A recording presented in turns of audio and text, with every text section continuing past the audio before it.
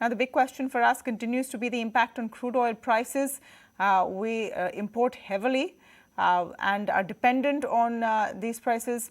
The import of crude oil for our energy needs. So the finance minister was asked today about what she thinks of crude oil prices remaining on the boil. Here's what she had to say.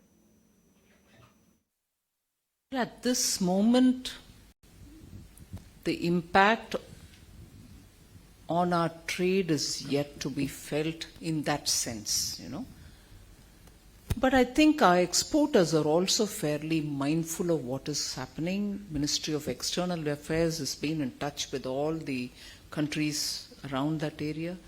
Overall also, our attempt is to get a diplomatic solution so that, tensions come down and trade doesn't get affected.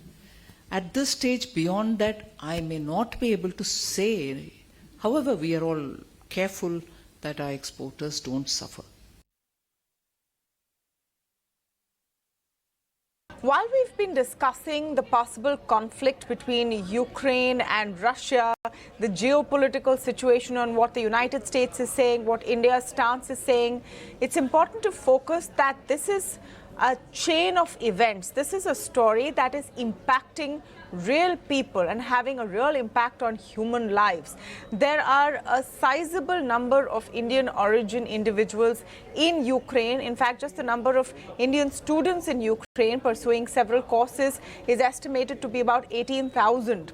The Indian government has issued an advisory last week urging all Indian nationals to move out of Ukraine if they don't have any urgent need to be there.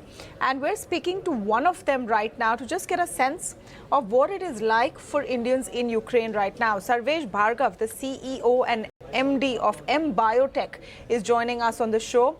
Mr. Bhargava, thank you so much for speaking with us on the India development debate. I believe you've run a pharmaceutical business in Ukraine. You've been there for the last 27 years. Have you felt that insecure that you decided to come away?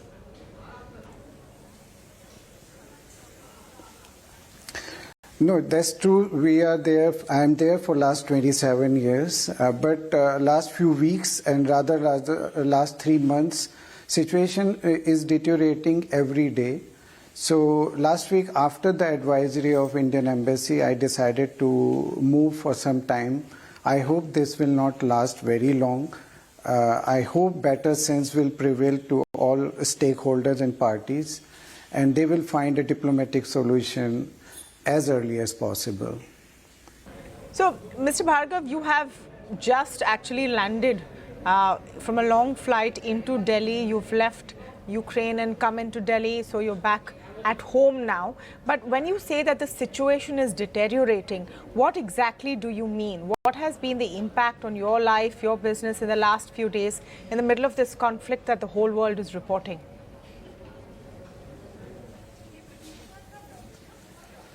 See, first of all, the situation on the ground is changing. 2-3 weeks ago, we were thinking that this is a passing on situation because since I am there a long time, 8 years ago, we had seen similar situation and similar things were unfolding at that time. And exactly on today, 22nd of February 2014, they annexed Crimea. And that time also we didn't know, I was very much in Ukraine at that time, and we didn't even know what has happened. But this time, I don't know what they are up to, and we are hearing a lot of information, news we are getting from Belarus side and from eastern side of Ukraine. They have flanked Ukraine, so it is unnerving everyone, including us. Even though we are there for a long time, we were sure that this is a passing situation, but it turns out to be not that simple as it was earlier, and I don't know what will be the consequences of this. I'm just a pharmaceutical person. We are in pharmaceutical for last 38 years. And 27 years I am in Ukraine. So I know only this field. So I don't know really diplomatically or the political situation.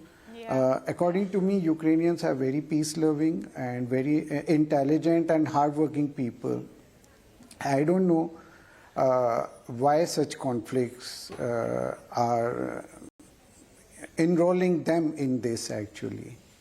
Yeah. You know, this is the real story, Mr. Bhargav, because we speak about diplomatic breakdowns and geopolitical tension in very abstract terms, but it impacts real people and their real lives like it has impacted you. Can you give me a sense of what the Indian community is experiencing right now in Ukraine? There are, of course, advisories, special flights being sent by the Indian government to bring people out of Ukraine. Are a lot of Indians taking up these options? Are people planning to leave, or they want to sit through this and think that this will all maybe get diffused in a few days? No, actually, till last week, many people have shifted their families, and so they first shifted their families, and they thought if things will improve, they will call. But this week, I think situation is getting further tense, and I heard that a lot of Indians are organizing even charter flights actually, because 3 flights of Air India may not be enough to bring back almost 20,000 people. So since I am part of Indian community, I heard that they are organizing some charter flights. So I don't know the real numbers of those charter flights, but it is being organized. So that means people are thinking of coming out of Ukraine. Are you hoping to go back once this blows over? I mean, you've been there nearly 3 decades. Your life is there, your business is there. What are the next plans?